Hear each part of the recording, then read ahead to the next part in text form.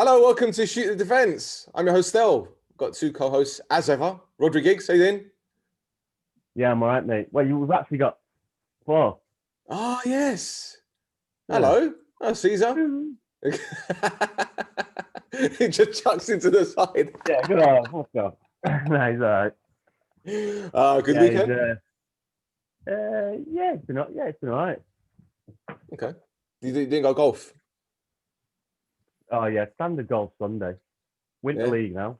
Has your Yeah. handicap changed? It's done very well. I'm now 6.5. I'm at 7. Okay. Started the year 12 and now I'm at 7. So yeah, it's all right. So what level do you think you're at now? Professional, amateur, semi-pro? No, still amateur, yeah. Okay. Amateur. Okay. Well, there's still hope. There's still time.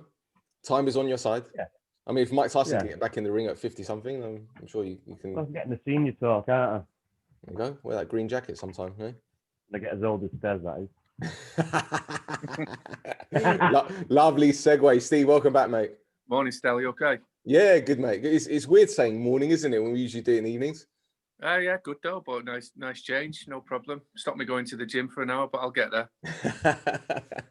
Lovely. So let's talk about Premier League. Let's talk because I'm still buzzing from last night's football, which I'm not going to go into because I've been very braggadocious this morning. Man City and Liverpool, routine victories. Liverpool absolutely pummeling Wolves, and City beating Fulham only 2-0, but it could have been far more, couldn't it, Steve?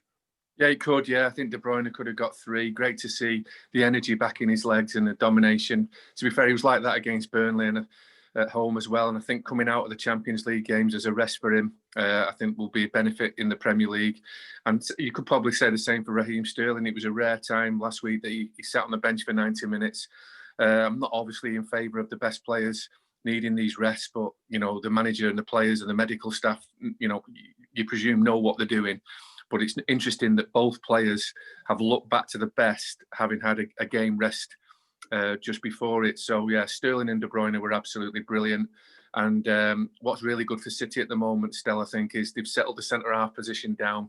Yeah. And at left back, Mendy's probably the fittest he's been for 18 months, and he's putting some gains in back to back. John Stones is coming back to form, whether that be as a starter or as a bit of cover.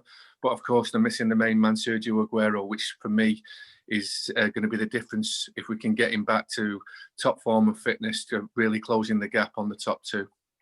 Absolutely. And with no disrespect to Fulham, it just seemed to be that City were in second gear, almost like testimonial mode. Do you think that's because they've got the Champions League game or they're preserving players? No, I just think it's the 11 men behind the ball of Fulham, which is obviously their tactic, as is so many against Manchester City at the Etihad. So I don't think, Stel, there was that much running space. There wasn't that many gaps for the lads to open the legs and run 40, 50 yards because there was that low block of Fulham and those 11 shirts. So I don't think you saw City in full flow for that reason. But, they can move the ball quickly across the pitch and it's hard to get through. But obviously they nearly always do. And of course they did, and that's what's happened. So I don't think they looked leggy or sure. I just think they were denied gaps and space to run into. Fair enough. And Rod, Liverpool absolutely walloped Wolves 4-0. I'm not going to lie to you, man. I expected more from Wolves in this game, especially given Liverpool's injury problems. They had the goalkeeper making his league debut. Again, Wolves, I know they're all without Jimenez, and I don't know if that's affected them somewhat from a psychological perspective, because we've seen in the past clubs like, I don't know, Arsenal, when they had that incident with Eduardo, that really affected their players. I don't know if it had anything to do with Wolves' performance, but Conor Cody didn't have a good game, Traore didn't have a good game, and Liverpool, again, with all those injuries, they absolutely bossed them. Yeah, we said it there. Wolves, all the players need to play well to get a good result. You can't have one or two, especially the major players, not turning up. And the centre forward missing is a big miss for him. Certain teams miss certain big players, and he's a big player for them. We talked about him last week, how good of effect he has for him, holding the ball up, going the other way, scoring goals, assisting goals. So it's a big miss for him. And like you said, the players that should have been, that usually turn up, that perform every week, didn't. And, it was an easy win in the end. So in terms of Liverpool's title credentials, because I'm not saying that they're going to absolutely steamroll the league like they did last season, but it's almost as if nothing has happened from an injury perspective. I don't know whether it's because teams are still too scared to attack Liverpool, or are Liverpool just that good? Well, no, the stuff that I've just mentioned. Liverpool. They played okay, but Wolves didn't play very well, and let's not forget they've still got decent players. Liverpool, yes, they're missing key players, Van Dijk and other key players, but that's what we talked about before. They're not going to miss them until they get a big run of games and when they need the squad. And so I just think that Wolves didn't turn up on the day, and Liverpool was really comfortable. They let Liverpool off the hook, really, because I was like you. I was expecting to be a good game, but it turned out to be a damn squid in the end and an easy win.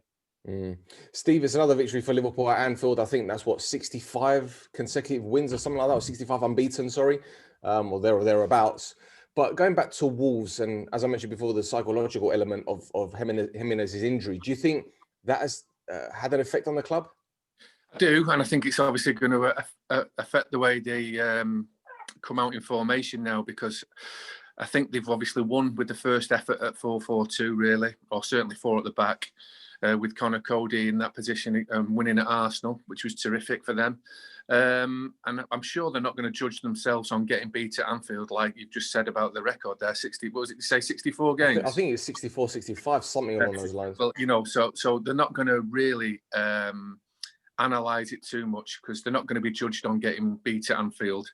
But I do think now there'll be curious question marks of what they do next with the formation, because obviously Conor was exposed a little bit by one of the best forwards in the world, Mo Salah, which was a rare mistake for him in the last 2 years, Conor Cody. But he's clearly got less time on the ball now. He's still managed to hit a few diagonals like he can do, 60 yards into both channels for wide players of Wolves. But he's now going to have to get right up against players. And they're missing their talisman man striker. So it's what they do next, because they've had 2 years at least of an identity which was like really refreshing, and then they've just decided to tweak it, change it, get a result, and then get beat by the European and world champions. So interesting to see what they do next in formation still. Yeah, that's right. And you mentioned Conor Cody. He took a little bit of a dive, didn't he? He took a dive. He thought he had more time to get the ball on the chest in his own box. So 2 little incidents there, but he's wholehearted and he's very, very honest. I've known him since a schoolboy youth, and then as a professional at Huddersfield, we bought him and sold him at a profit at a time where he was really developing. But of course, to become the England captain, which he has been since, it's all with the work that they've done at Wolves and basically the Wolves project. So they've been brilliant.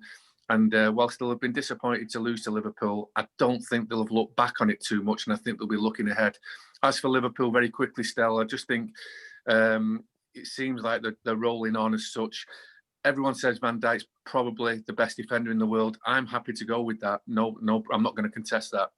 But at the same time, I do believe centre-half positions can be filled, whether it be a young player or the understudy.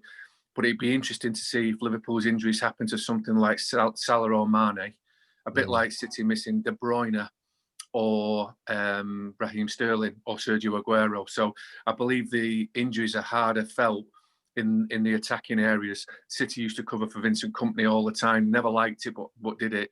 But it's very hard to replace those amazing forwards that those top players have got. Yeah, agreed. And speaking of top forwards, Rod, Wolf Zaha, back in the Crystal Palace team, scored a brace at the Hawthorns. Palace absolutely obliterated them 5-1. But at 1 apiece, Pereira's sending off. I don't know what the lad was doing. It's absolutely mind-boggling why you would, A, kick out at a player, and B, do it just as your team is drawn level. Absolutely irresponsible. You just think to yourself, what is going through your head? Because you just know there's a billion cameras. You can't get away with anything. So it's just a bad reaction after, and he's cost his team the game, really, because, it was 1-0 before he got sent off, and then, Palace run away with it. They can do if they exploit it the way they did with Zaha and the other good players they've got. So yeah, it was a poor judgment from him. He's let his team down. Steve, if you're Slaven Bilic, you must be going mental. Yes, because every point is precious. You know, there's a mini league. There always has been, hasn't there? But it's already forming. You think there might be somebody who drops like Bournemouth did, but there's possibly it's 4 or 5 teams that are in that mini league at the bottom. Every point is precious, and the team is playing well. They're not showing signs and symptoms of Sheffield United, who are like showing all the symptoms of a relegated team. Who, you know, heartbreak for them in injury time, which I'm sure you'll come to. West Brom are looking like they can progress, but obviously they're going to need. I think Rhodri said it before about one of the other teams. You need every player to play well, which they were, and you need all 11 to stay on the pitch to give you any type of chance.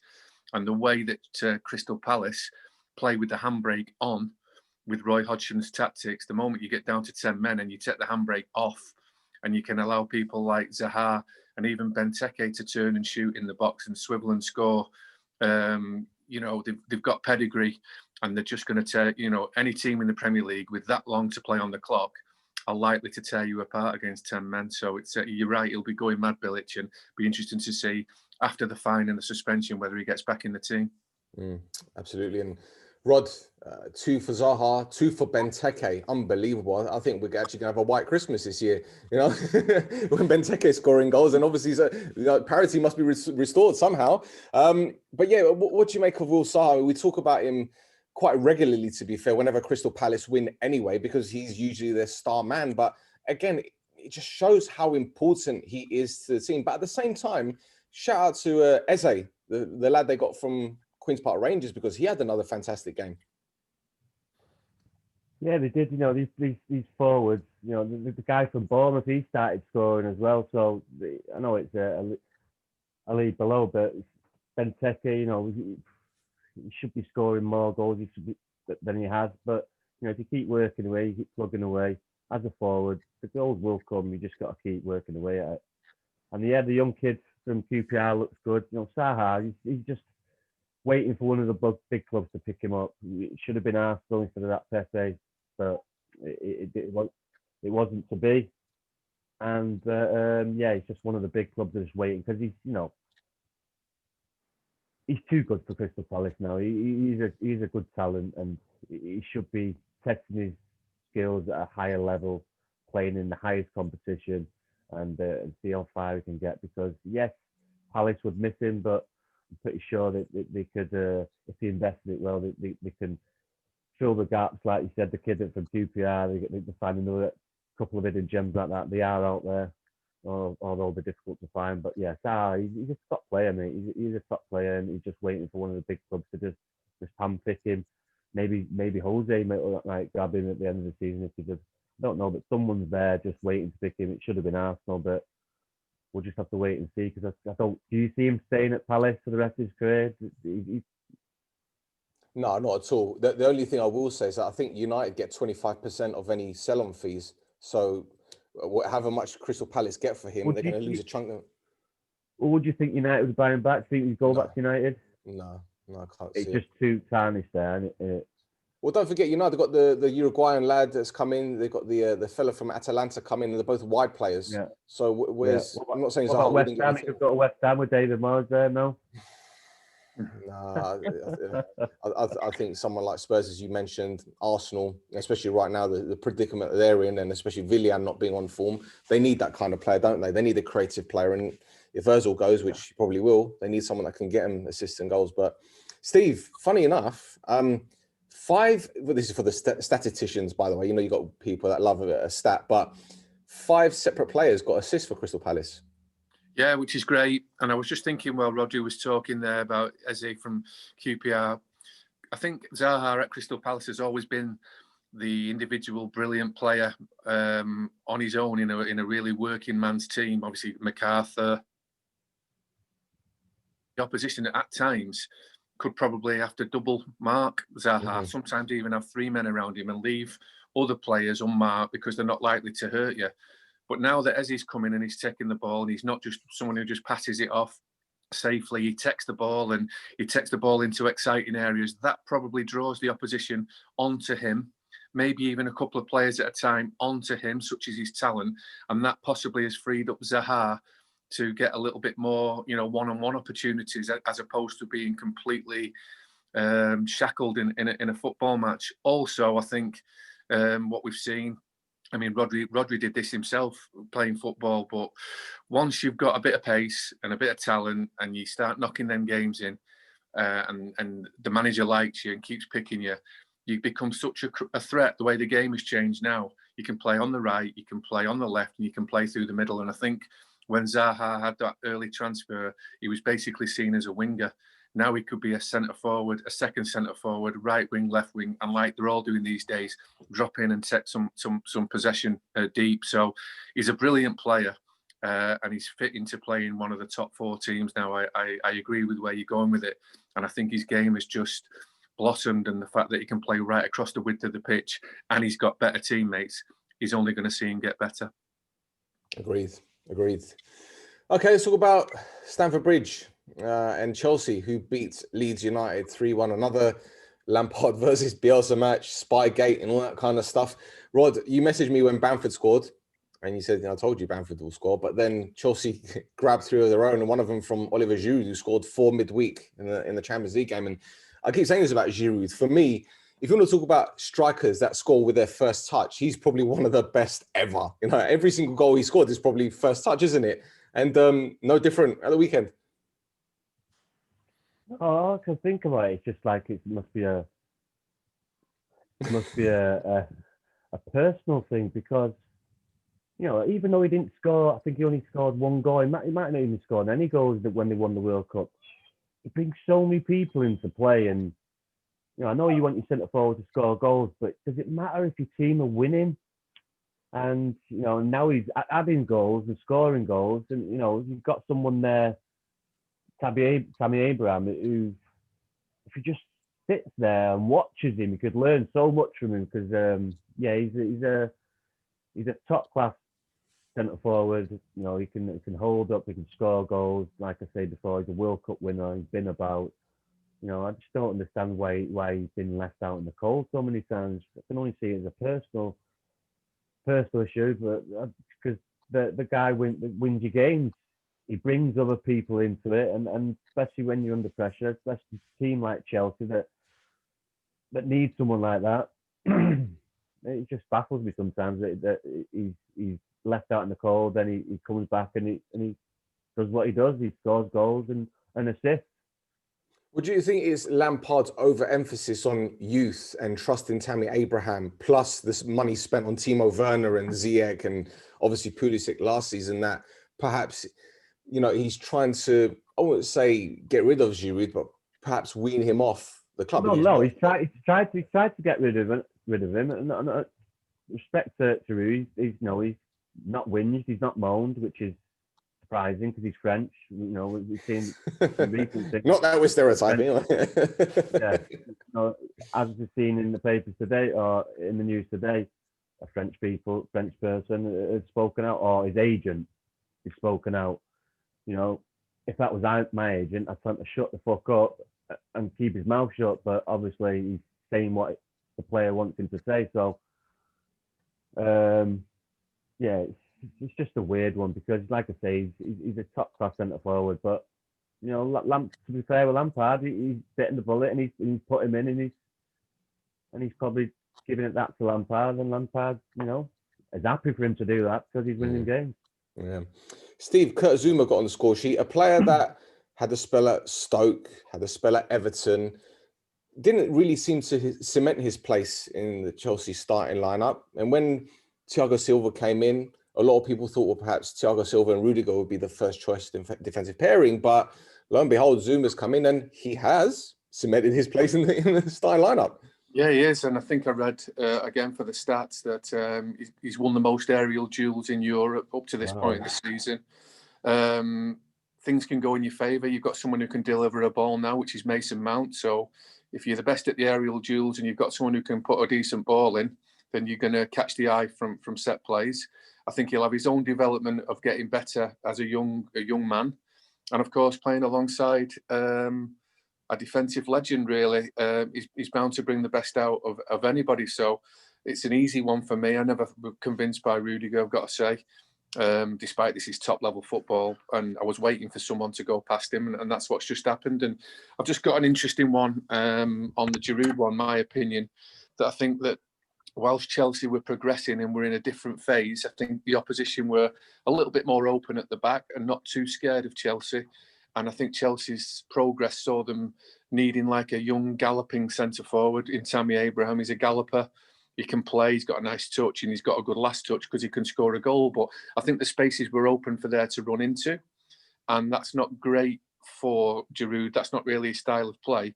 But because Chelsea have got better now, I think the defenders of the other team narrow in. They defend their 18-yard box really close together, and they don't allow Chelsea into the middle of it. So that forces the ball wide. But Chelsea are happy with that because it's going to the new signing Chilwell. They're very much improving, possibly one of the best right back at the moment in the Premier League in Reece James, who are crossing the ball in. So Chelsea's style of play has changed because there's so many crosses that are coming from Chelsea now because the game is forced wide. And at the end of the day, now it's being judged on who can attack a cross better. And it's being proven that Tammy Abraham is a bit of a galloper and tries his best at getting on the end of stuff. And Giroud is one of the best in the world at getting on the end of stuff. So because Chelsea have evolved now and the opposition are a little bit more respectful of them and block the penalty area off, Chelsea are now forced to cross it, but it suits them because we've got amazing crosses and one of the best in the world at finishing it. So that's why I think it's swung in the last 2 weeks in Giroud's favour. Well, Steve, I think it's interesting to say that because we go back to last week and we'll talk about Cavani and how he's an instinctive striker. And obviously that's something you can develop in your game, but perhaps Giroud is in the same mold, whereas Abraham is probably like another centre forward that's young and doesn't have that capability yet to have that instinctive prowess. It's difficult to just get it, Stel. You play on your strengths and your weaknesses are hard to catch up to become a strength sometime. And you think Abraham running those open channels, like I say, galloping around, almost very innocent. Giroud can't do that. Now the channels aren't open. Well, certainly the 18-yard box entries aren't there to run into. And it suits Giroud now, who doesn't have to be, he isn't as mobile, doesn't have to do that much running, but just position yourself correctly in the 18-yard box like Cavani and attack the cross at the right time when it comes in. And Abraham, I'm sure, can do that, but not as good as Giroud. So the way Chelsea are progressing looks at this moment in time better for the experience with the young one, but the young one has got so many attributes. He'll have his minutes, his moments, his appearances. But for Chelsea to win a game now or win the next game, you'd probably have to go with Giroud. Well, I would. Yeah, that's right. Absolutely. Rod, quickly on Leeds. I'm sure they'll be disappointed with the result. They had a lot of possession. They created quite a few chances as well. Bielsa's reaction when Pulisic scored the third says it all really. Leeds getting hit on the counter-attack from Chelsea. Leeds are down to 14th in the table, believe it or not. Level on points with Newcastle in 13th, who have a game in hand, and Villa are on 15 points in 12th, who have 2 games in hand. So in terms of January and players that Leeds need to bring in, I'm pretty sure a couple of defenders are on that list, no? Yeah, you would think so because, the way that they were playing, even though they got beat 3-1, they were in the game to the end, Chelsea scored, 92nd, 93rd minute. So it was an exciting game, like you say. They created chances. But yeah, the way they play, they will have to bring in more players because I see them, because burnout, they do work incredibly hard. So yeah, it's you'd expect a couple of more signings. But I do enjoy watching Leeds play. They are an entertaining team, and like I say, they were in it right till the end. But no, Chelsea deserve winners in the end. Excellent, wonderful.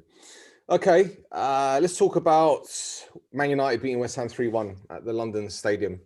West Ham took the lead and pretty much bossed the first half, but then again, a couple of substitutions from Solskjaer just completely changed the game. Okay. The first goal, United's goal, shouldn't have stood. because we saw what happened with Henderson's kick, but VAR doesn't have that capability to spot those sort of things, and the camera angles weren't right. So, okay, these things happen.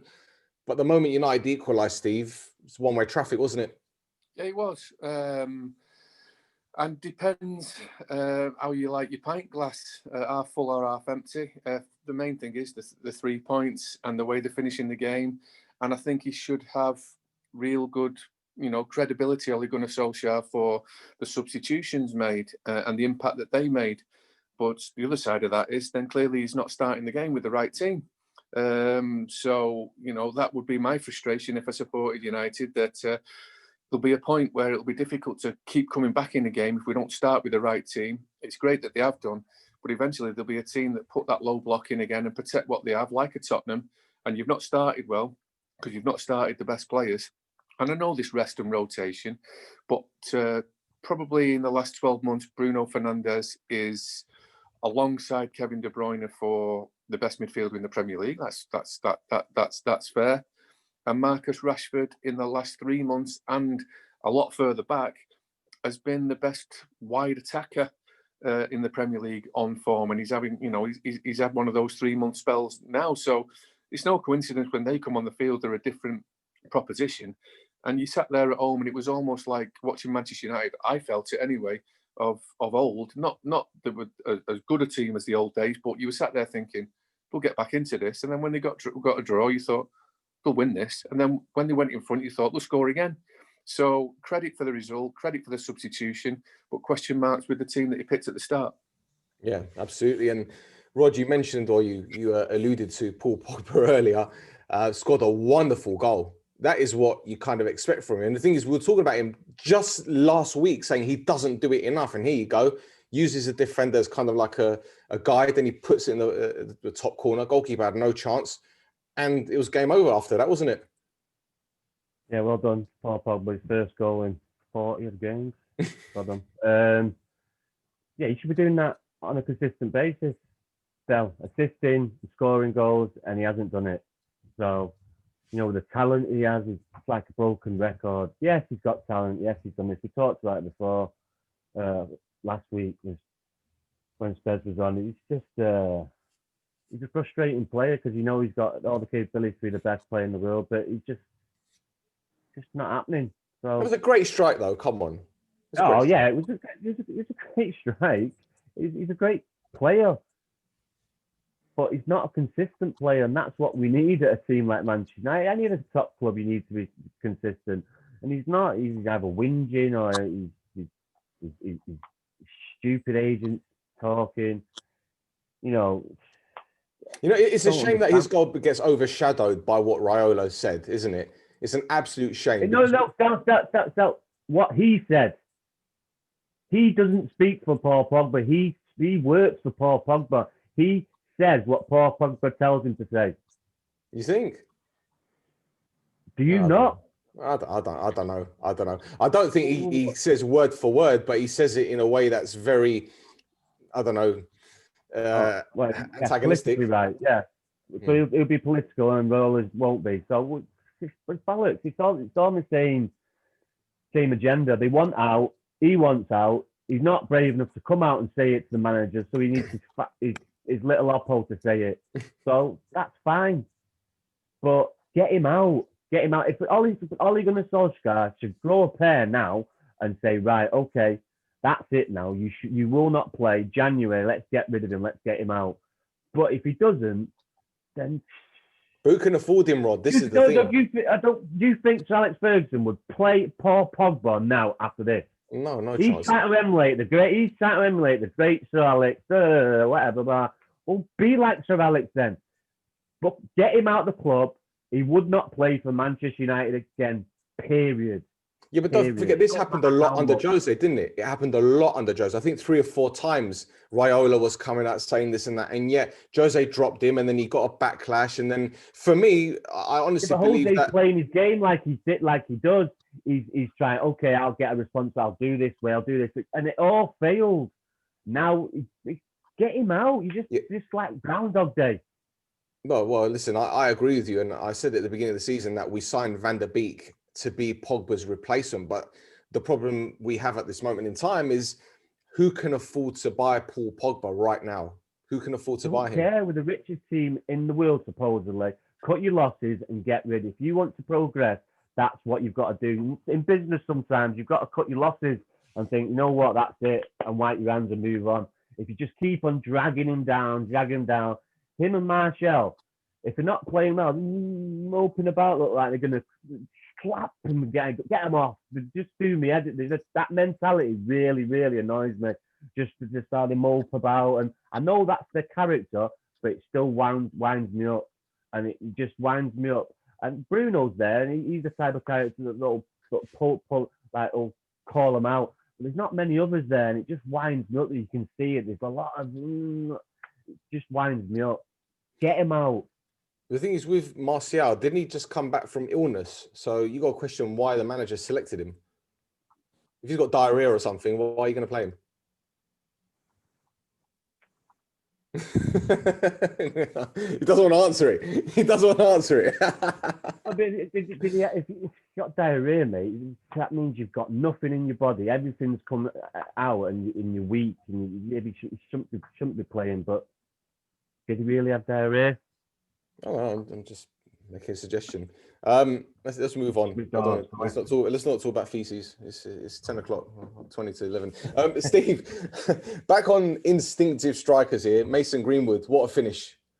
Yeah, brilliant, and obviously it'd be good for him and the club and England if he can get a run now.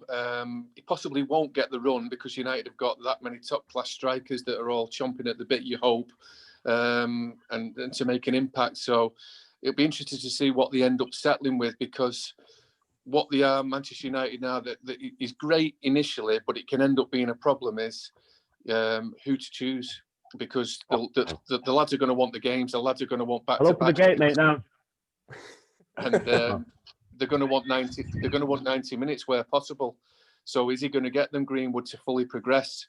Greenwood, Rashford, Martial, Cavani. Even Mata coming in, starting to do bits again. So who plays in them wide areas? But to answer your first bit, Stel, yeah, I don't think that'll only get better, because his talent is brilliant, left foot, right foot, and he reminds me of Daniel Sturridge at the same age, that when he faces you up in the penalty area, he can go left or right and shoot and score. Oh, well, let's just hope he doesn't have the injury record that Daniel Sturridge has. Sure. Because, yeah, Just say something about Pogba that I thought I saw at weekend, Stel, but it might be one to look out for, and then maybe come back to me on it. There's no problem here, because lads change, but obviously I've coached and hopefully developed young players and young men between the ages of 20 to 30, and the bodies change. And I thought of Paul Pogba in his Juventus kit, and when he started at United, and of course, you know, you develop and your body changes. But there was this wiry young athlete. I thought he was rangy. I thought he was bouncy with these really slim pair of running legs that I always associated with Paul Pogba. But when I watched the game on Saturday, anyway. All right, pal. I'll just leave it. Rod's got a delivery. Huh?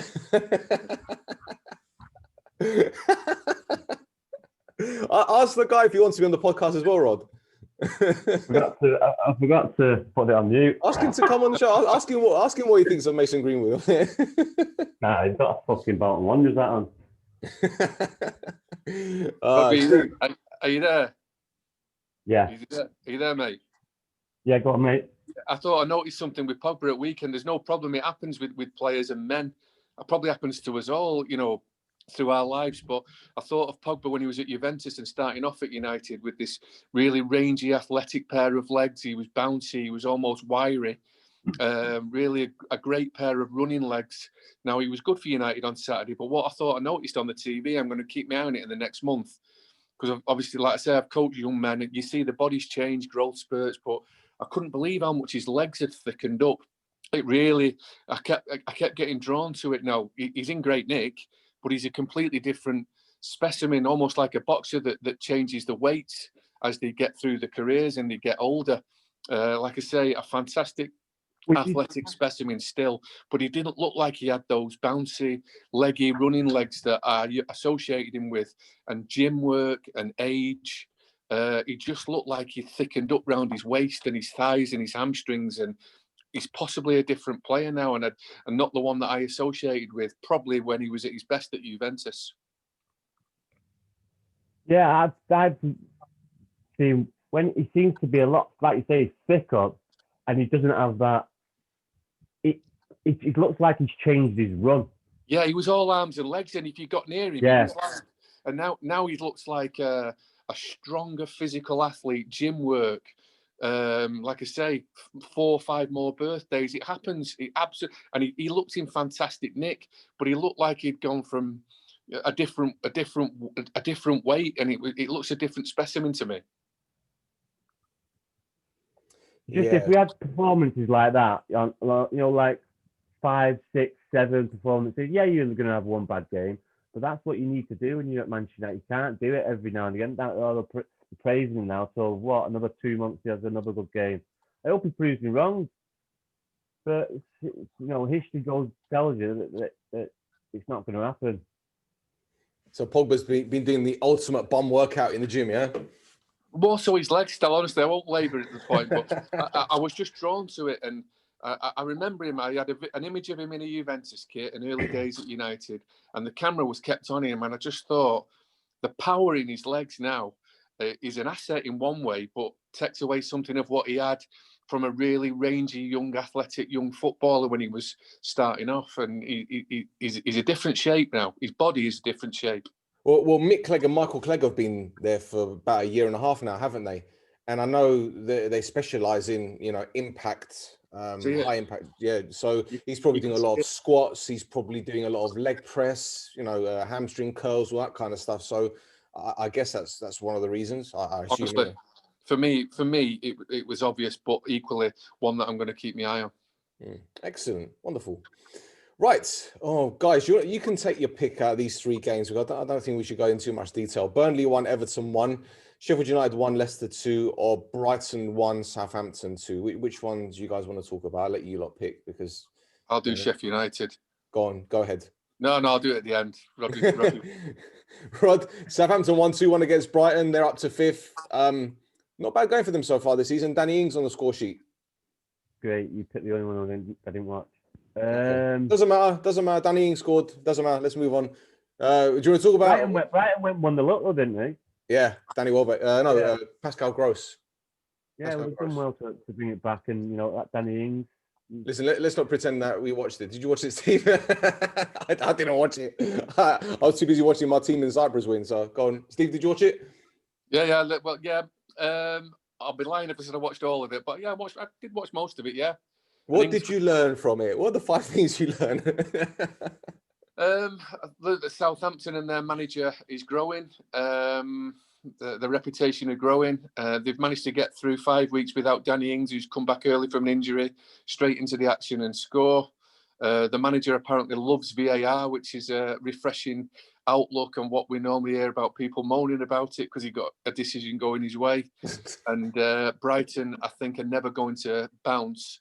They just look like they are a progressive team of good footballers, but they're never actually going to take that step that gets them up the table, but will equally probably just have enough to keep them out of trouble. But Southampton are more than a team in progress now, and have got to be respected. Absolutely. Fantastic. There you go. Summed up in less than 2 minutes. Excellent. See, we can do things on the fly. No problem. Last game to discuss. This one. Beautiful. Spurs 2, Arsenal 0.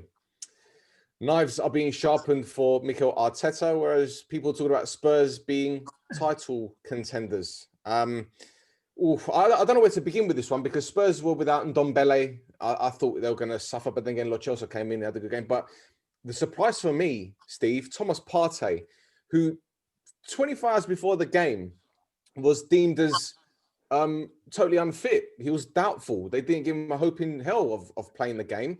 He comes in and, okay, a lot of people criticised him for Spurs' second goal walking off the pitch, whatnot. But before we actually discuss the game, mate, looking at Arteta's decision to play him, does that show you that Arteta was, I don't know, naive or showing his inexperience to play Thomas Partey, knowing his circumstances? Or B, was he just so desperate to get him in the team because they need someone like that right now? Yes, more so the latter, Stel. I think we'd have all done it I think he'll be feeling the pressure, Arteta. You can see it in his face, in his interviews, because he clearly looks a nice man. Everyone tells me so, and he looks so immaculate, and he's had better times, and he knows that the media are after him, his own supporters are after him, and his team aren't good enough. That's actually in stone now, and you want to try and play your best players where possible, but I don't think it should all go on the manager. It's a three-way thing that between the team. You've got the manager who wants him to play. You've got the medical team who will advise. And if it's a definite no, they must be able to put the foot down and say he must not play. So I'm presuming they didn't do that. And of course, you've got the players' feelings who will have made himself available. So I'm going to guess that the manager wanted to play. The player said, I'm fit to play. And the medical team said he's not 100%, but, I think he can give it a go for you. So you would play your best players. And the doubt about him not playing, I'm sure, was more of a media spin. Because you don't want to show your hand to the opposition just too early to help the opposition with their preparation. So, it's an old trick done well and done again. I'm sure that they have suggested that he won't be fit or he's miles off it so that Tottenham can't prepare for it. And then obviously deep down they knew that he was going to play, not 100%, but well worth taking the risk. And I would have done the same, especially the way he played at Old Trafford. Yeah, but given the past couple of weeks he's been out, to throw him in a game like this without any minutes under his belt, without that match fitness, that's a massive gamble for me anyway. Because you're looking at him thinking, Spurs are an intense team, and when they got the physicality of Højbjerg and Sissoko, it's very difficult, isn't it? It is, but I'm guessing for Arteta. But I'm sure, let's use the numbers of percent, that if he's 75% fit, he's probably looked at his squad and the underlay of the squad and thought a 75% fit player is better than what's on the bench or in the reserves. So it's a risk worth taking, because at full strength he is one of the first names on the sheet now for Arsenal. So it still makes him almost one of the first names, even if he's 75-80% fit. I honestly would have done the same. Only when it's 50-50 have you got a real judgment call, and I'm presuming it was more than that. Absolutely. Rod, big win for Tottenham. Big win for Tottenham. I know the fans were in the stadium, and they obviously were very, very vocal. Son's goal was out of this world. Harry Kane, again, showing how good he is. But then when you look at Spurs from front to back, defensively, they were solid. In midfield, they were winning every first ball and then every second ball. And even going forward on the counter-attack, they obliterated Arsenal. Granted, Arsenal did get a few half chances, but Spurs were just in total control, weren't they? Yes, it was just a typical Jose performance. Arsenal, a lot of possession without really creating anything. And then, like you're saying, the devastating finishing on Son and then Kane. It was just, it was clinical. Kane's really impressed me since the way he's playing out, he's dropping deep, and he's scoring goals, helping his team out, defending. He's a real player for Jose. And he's a rattling cotton wool, because we didn't bring Bale on either, so it's looking good for him at the minute, because, like I say, Jose, he's got a real team there that he probably really likes. The thing is, at 1-0 going into half-time, Arteta's probably thinking, okay, we can get something out of this game. But then the moment Harry Kane scores in injury time, that kills the game, doesn't it? Yeah, just before the second half.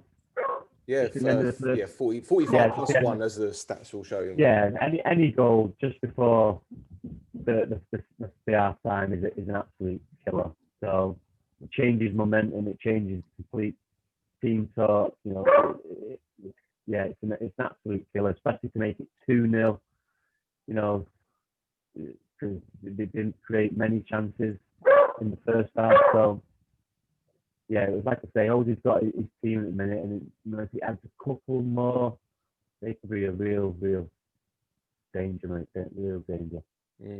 Steve, which player stood out for you at the weekend? Because for me, Alderweireld, a player that, similar to Thomas Partey, has been out with an injury for a couple of weeks, came back into the first team, did an absolute stellar job. But Eric Dyer, he's had so many critics over the past couple of seasons, and rightly so, because his performances haven't been up to standard. But he's now made that centre-back position his own. It looks like it anyway. He's keeping out Davinson Sanchez. He's formed a decent partnership with Alderweireld. And as you can tell from Spurs' number of goals conceded.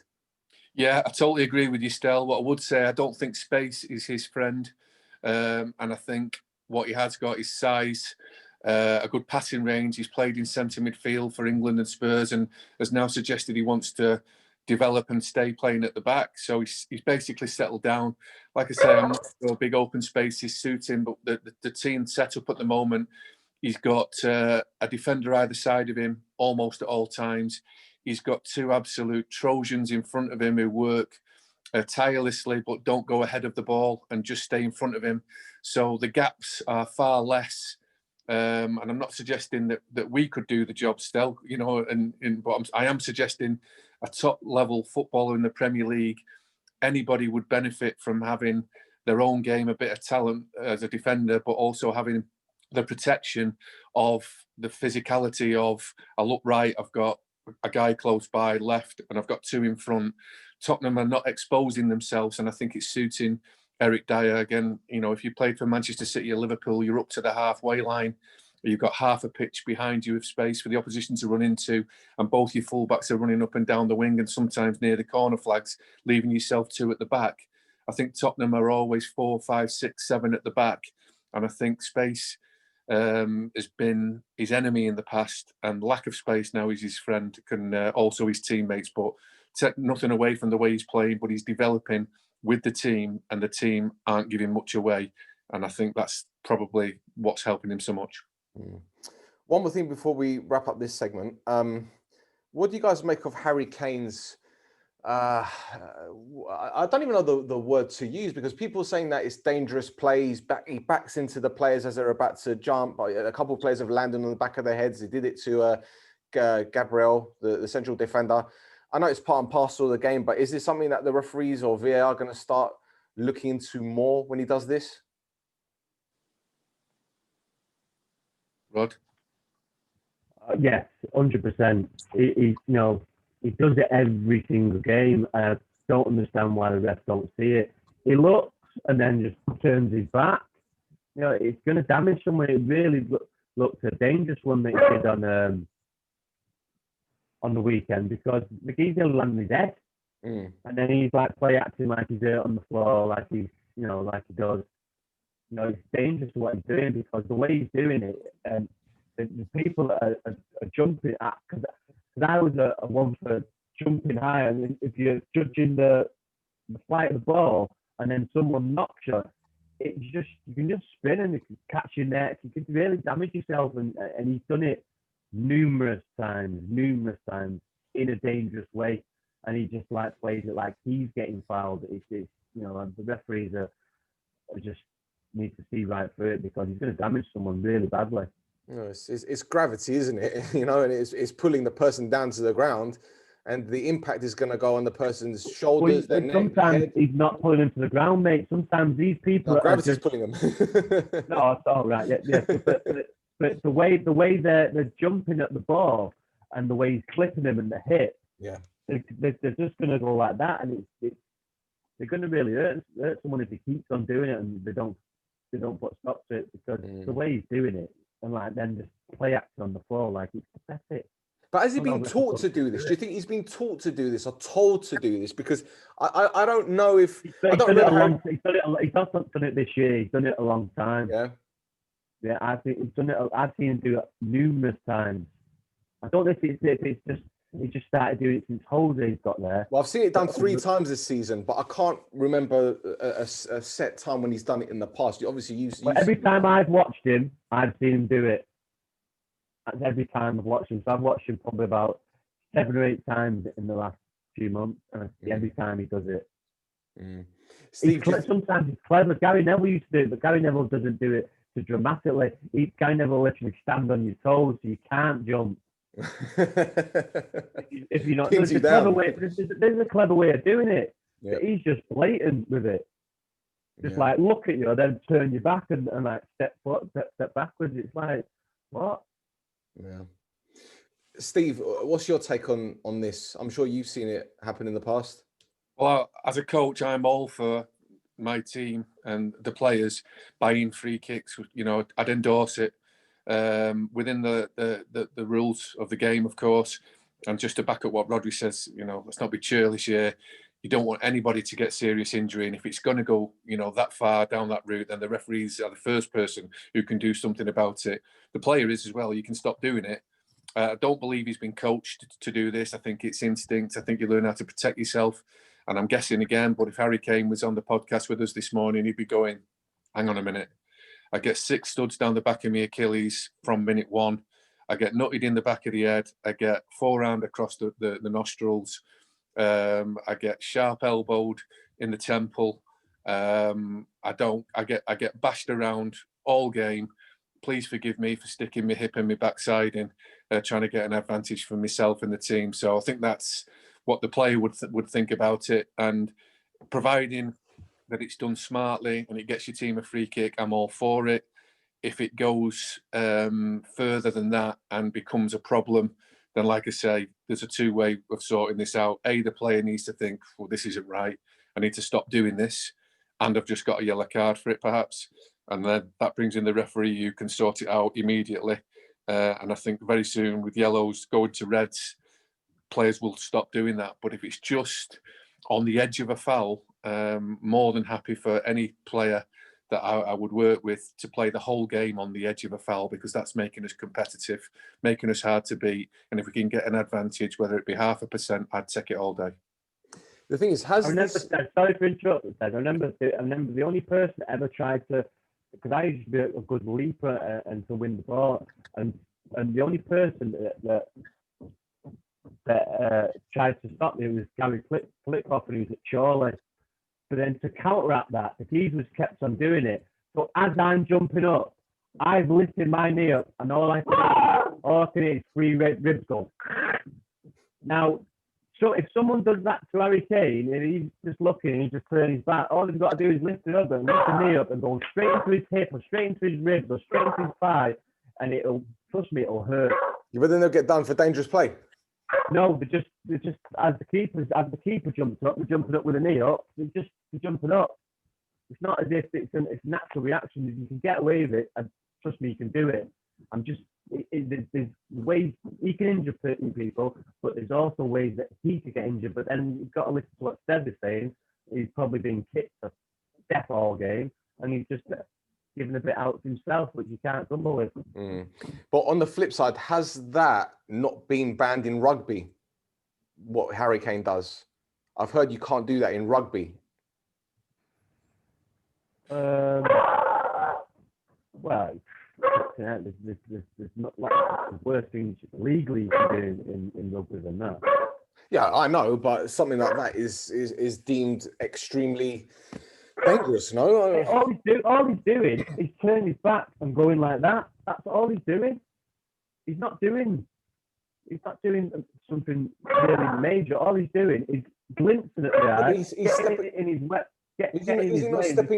Is he not stepping into the player around the knee area so that he's kind of changing their direction? Yeah, he is, but he's ducking as he's doing it. So if he stays up, the guy's not going to go over. He's going to hit him. Instead, he's going and he's throwing out with his body, and then the guy's rolling over him. Okay. At pace, if you're doing that and you spin over, the first thing it's going to, if you're not clever, if you're not on the ball, when you put your hands down, you're going to snap your flipping neck. I can see next season that being deemed as a red card offence, I'm telling you. But, I didn't put into perspective what Stel says. He's probably been booted. But the guy who did it to was a centre half, so he's probably, he's got his forearm in the back of his head all game. So, you take them, you give it out as well, don't you? Listen, how many times have you seen a great challenge come in, a slide challenge, the player wins the ball, but yet the referee still gives a free kick for dangerous play? Yeah, it's everything. It's the way it's a modern game, isn't it? It's just a game for girls. Okay. Before I wrap it up, Steve, do you want to quickly talk about Sheffield United? Well, obviously, it was heartbreaking for them in a 1-1 performance. I noticed with my own eyes, but then I saw the comms after the game by the manager and the players. They weren't from the rooftop suggesting it was 3 points dropped. They were great. They were brilliant. I just thought they all mucked in on Saturday, and to share a point with Sheffield, with Leicester City. But obviously, if you lose possession in the centre circle and then one pass with Jamie Vardy running through on goal, he doesn't need 2 or more opportunities to get his percentages right. He's going to score first time, which he did. But it's just all the symptoms of what happens to a team that look in free fall. Actually, they can't go any further down until the end of the season, where they probably go out of the league. 10 minutes of the manager again at full time, I think he's absolutely brilliant. I've said this on the podcast before, but the perception's all wrong for me. The camera goes over to the dugout, and you've got people bringing hot cups of tea to the staff while the game's going on. You don't need to do that. It's a workplace. It's a game of football. It's a battle. It's a war. For 90 minutes, all for that point or those 3 points. But the perception, tea drinking on the touchline, videos of Rolls Royces at training, indoor cricket, which is not doing Spurs any harm, I have to say, but it's not doing much for Sheffield United. Pink kits, they're just perceptions all wrong for me. And I sympathise with the manager and the honesty of the players. But the stuff that I'm seeing with my eyes, like the social media stuff, is making me feel sorry for him a little bit less. Yeah, but let's be honest. You can't play a high line against Leicester in the 90th minute and expect Jamie Vardy not to get in behind you. That's brilliant. That's absolutely spot on, Stel. Equally, John Fleck has been one of the best reliable players. Not at the level, but for that team. And when he's been not playing, he's been missed. Possibly some tired legs or some anxiety. But yeah, you've done it spot on there. If he does miscontrol it in the centre circle, then you should hope that obviously there's a bit of a retreat and no foot race for Vardy to get into. But the moment he miscontrolled the ball, interesting camera shot. There was one that was played behind Chris Wilder, who basically sunk to his knees and put his head in his hands. You couldn't do anything but feel for him. Because the best one-on-one finisher in the Premier League is going through, but they've put themselves in that position by losing the ball and being incorrect with the high line. So it's a great spot from you, that, and I totally agree. Yeah, look, Leicester have been on an up and down team for the past few months, really. And I think, in fact, when the Premier League resumed after lockdown, it's similar to Sheffield United in terms of Sheffield United's form has dipped, but Leicester have been up and down. And I can't even predict their results. I mean, before you say, Leicester playing this team at home, they'll probably do them. So I'm gonna put Leicester to win at home. Are they going away to this team? They'll win this one.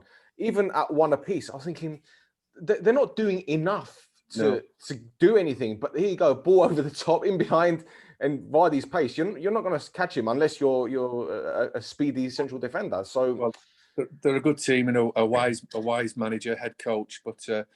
I always say, Stel, Kasper Schmeichel's probably in the top 5 goalies in the Premier League. Jamie Vardy's in the top 3 forwards. Everybody else is on the same page. Notice that Maddison's back in the team now. I'm going to be interested to see if he can go back to what was looking like, a top developing player for England. But Phil Foden and Mason Mount have just jumped ahead now. Grealish, of course. So he's back in the team now. But when you've got, one keeping him out at one end and one scoring at the other, often they'll win games and get points. Excellent. Rod, is there anything you'd like to add before we wrap it up? Because you're on mute. Your lips are moving, but we can't hear anything. Yeah, sorry, the dog was barking. Yeah, that'll happen unless Scott Parker's in town. Here we go. Scotty thingy. I think it's Liverpool Fulham at weekend, isn't it? Yeah, that's right. Yeah, Fulham away. Yeah, Liverpool away to Fulham. Yeah, Craven Cottage, eh? Perhaps a Michael Jackson statue will make an appearance. Fulham need the 12th man. He's dead. Right. Anything else before we wrap it up, gents? No, Stel, all good. But thanks for having me again, and great to see you, Rod. Yeah, and you, mate, you're off to the Marriott now. Yeah, I'm going to do it, mate. Leslie Bike Ride. Yeah, that's exactly that, mate. Can't run anymore. At the Marriott? Isn't the Marriott like a 5-star hotel? Well, you said it, Stel. It's just down. 5-star training facilities. Oh, look at this guy. Wonderful. Well, thank you guys for jumping on the podcast, and thank you everyone for listening. So we'll be back very soon. Ta-da.